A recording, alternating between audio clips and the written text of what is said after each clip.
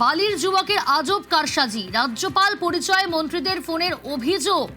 বালির এক যুবক তার আজব কারসাজি, নিজেকে রাজ্যপাল পরিচয় দিয়ে মন্ত্রীদের ফোন করা হয়, এমনটাই অভিযোগ সামনে আসছে।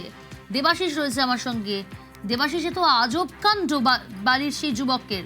কিভাবে পুলিশের জালে সেই যুবক? দেখো, শুধুমাত্র রাজ্যপাল নয়, কয়েকদিন আগে মন্ত্রী অগ্নিমিত্রা পলকে মধ্যপ্রদেশের মুখ্যমন্ত্রী হিসাবে ফোন করে এবং তাকে জানায় যে অভিজিৎ মন্ডল বলে একটি যুবক যাবে, তাকে যেন সব রকম হেল্প করা হয়। অর্থাৎ নিজেই নিজেকে মুখ্যমন্ত্রী পরিচয় এবং নিজের নামে তাকে সুপারিশ করা, অর্থাৎ তার কাছে যাবে, তার যা যা দরকার সেগুলি যেন দিয়ে দেওয়া হয়। ঠিক এরকম ভাবেই কিন্তু একাধিক মানুষকে তিনি ফোন করতে থাকেন।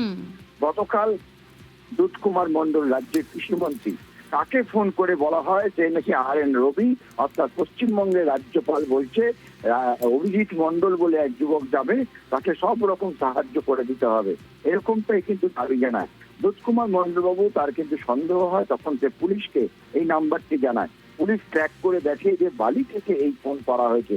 এরপর বালি থানার পুলিশের সাহায্যে নেওয়া হয়। বালি থানার পুলিশ মোবাইল নাম্বার ট্র্যাক করে তার চোখে অভিজিৎ মন্ডলকে গ্রেপ্তার করে। এরপরেই কিন্তু খোলাসা হয় যে শুধুমাত্র বালি বা বীরভূম নয়, বিভিন্ন জায়গায় বিভিন্ন থানায় একাধিক অভিযোগ হয়েছে এই যুবকের বিরুদ্ধে। বেশ দেবাশিস।